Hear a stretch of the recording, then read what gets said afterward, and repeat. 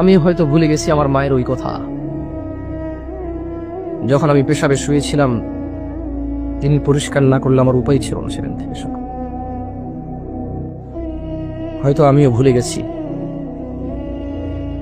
আমি পড়ে গেছি, তিনি আমাকে না তুললে আমার পুরো গায়ে কাদাযুক্ত থাকতো। আমি হয়তো ভুলে গেছি সিঁড়ির কাছে আমি এসেছি, তিনি সব কাজ ফেলে এসে আমাকে কোরআন নিলে আমি সিঁড়ি থেকে পড়ে মাথা ফেটে অথবা দাঁত ফেটে মারা যেতাম। হয়তো এজ এ বক্তা হিসেবে আমিও ভুলে গেছি সেই কথা, যে আমার মা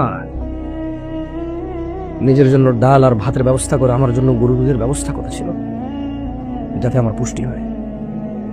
হয়তো আমি ভুলে গেছি আমার দাদির সাথে ঝগড়া করেছে আমার মা শুধু আমার খাবার নিয়ে। হয়তো আমি ভুলে গেছি আমার বাবা বেকার ছিল, আমার জ্যাঠা জেঠিরা কথা শোনাইতো, আমার মা চুপচাপ কাজ বেশি করে করতো যাতে একটু বাড়তি খেতে পারে, আমি বাড়তি দুধ পাই।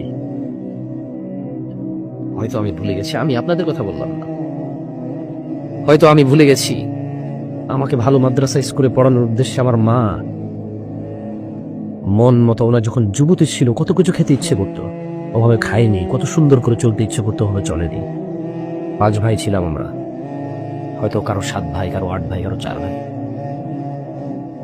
ভুলে গেছি সেদিনের কথা, যেদিন পেশাব করতে গেলে ভয় লাগতো মা ছাড়া।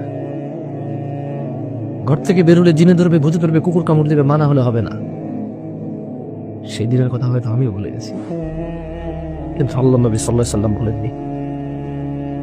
তিনি বলেছেন পৃথিবীর সবচেয়ে বড় অপরাধ আল্লাহর সাথে শিরিক করা, তারপরে ওয়াউকুল ওয়ালিদাইন, পিতামাতার অবাধ্য হওয়া। কতটুকু অবাধ্য? পারবো না, করবো না, এখন না,